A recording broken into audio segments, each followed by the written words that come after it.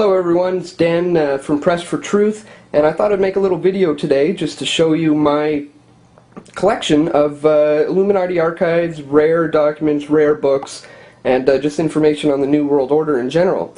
So I've laid out a few things here that I'll show you. I'll start with this one. This is a Niles Weekly Register from November 28th, 1829. So we have the year 1829, very old document here. And let me just very carefully open it up and I'll show you an article in here. I'll just read it. Jerusalem. There is a report that the Rothschilds have purchased Jerusalem. We see nothing improbable that in the pecuniary distress of the Sultan he should sell some part of his dominions to preserve the rest, or that the Rothschilds should purchase the ancient capital of their homeland. They are wealthy beyond desire. It is quite reasonable to suppose that they may seek something else to gratify their ambition, that shall produce most important effects. If secured in the possession, and which may be brought about by money, they might instantly, as it were, gather a large nation together, soon to become capable of defending itself and having a wonderful influence over the commerce and condition of the East, rendering Judea, again, the place of deposit of a large portion of the wealth of the ancient world. Now it goes on to say in the bottom here, the Sultan is in great difficulty. Baron Rothschild was proceeding to Constantinople, and a second rebuilding of the temple is not among the most strange things expected in these strange times. So again, this is something else. This is an article stating that the Rothschilds have purchased Jerusalem, and that they are planning the rebuilding of the temple. Now again, this is from 1829, a time when the press wasn't nearly as controlled as it is today, so they were able to get away with putting stuff like that out there. Another example of that, we have Harper's Weekly from September 22nd, 1894. If I can show you what I have here, this is something else here too. We have an article on the Bohemian Grove, the Bohemian Club of San Francisco. Very long article. And it goes on to say stuff like this. Over in a little hollow a few hundred yards from the grove was built a funeral pyre, on which turpentine had been sprinkled. The coffin was laid on this pyre. The high priest took his stand on the platform beside it. Around him, in a semicircle, the choristers and demons with their torches were grouped. The high priest went through a ceremonial in which the choir behind him intoned or sang the words he spoke.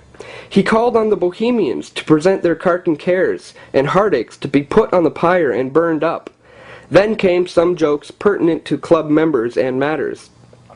Then he invoked the Saint John, adopted by the club for his appropriateness in several ways, and suddenly an enormous figure of Saint John in his robes burst into flame. The pyre was lighted.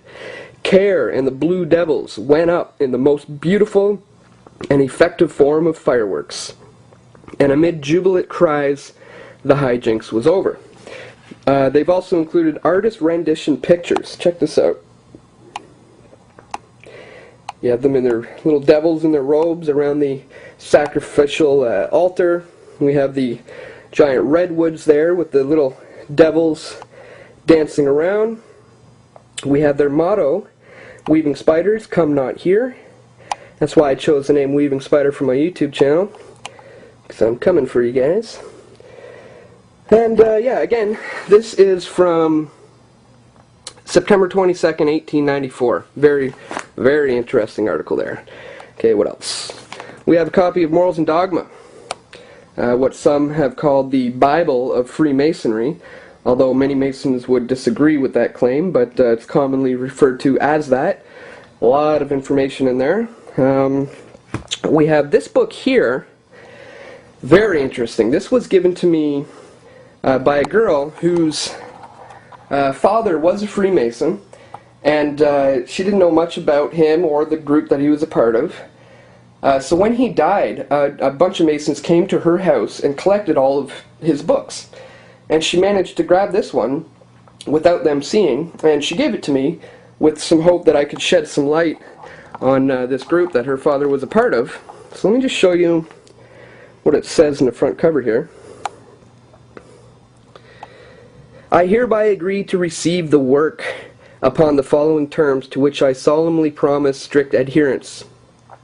That it shall be used solely for my own information and instruction, that I will not lend or transfer it to any individual whomsoever, nor copy it, or any portion of it, nor improperly expose it, so that others may acquire a knowledge of its existence and purport, nor leave it about in such a manner as to be seen by an unqualified individual. Oopsie daisy. It goes on to say that I will not admit the existence of the work or the possession thereof by me to any person who does not hold the rank of principal valesman or some higher rank in a properly constituted chapter. And goes on to say what to say and when, when they're doing their rituals. You can see in the back here it has little maps of where to walk around the altar when they're doing the rituals. So again, very, very interesting little book I have here. What else? We have Tragedy and Hope by Carol Quigley. Very, very good read. It's a big book, as you can see, but definitely a wealth of information there. Another one by Professor Carol Quigley is The Evolution of Civilizations. Definitely some good information there about how societies operate. We have Codex Magica from Tex Mars. Secret Signs, Mysterious Symbols, and Hidden Codes of the Illuminati. It's definitely a good one.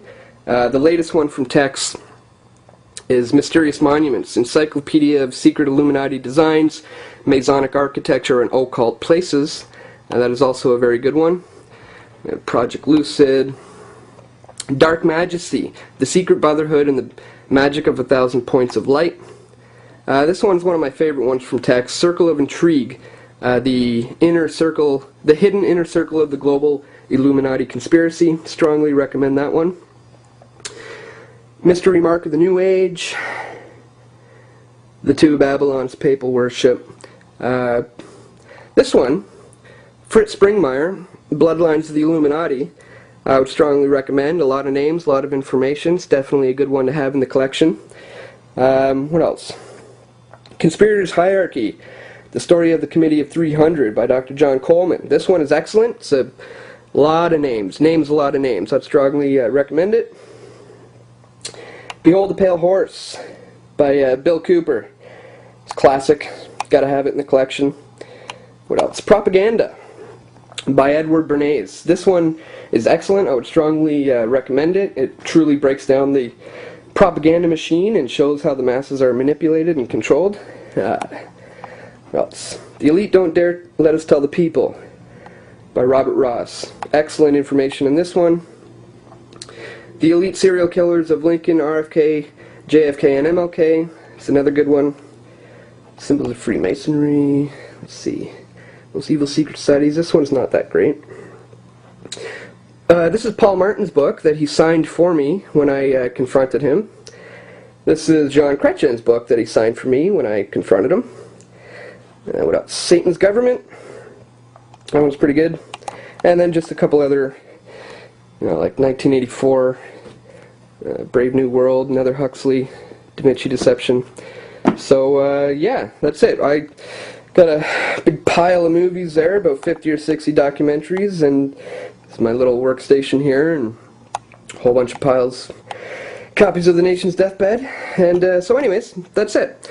My collection of rare and old documents, rare and old books, and just information on the New World Order in general. Hope you liked the video. I would love to see what some of you other people out there have in your collection. Post it. Post it as a video response to this, or just go ahead and post it, and hopefully I'll see it. I'd love to see what you got. Anyways, that's it. Peace.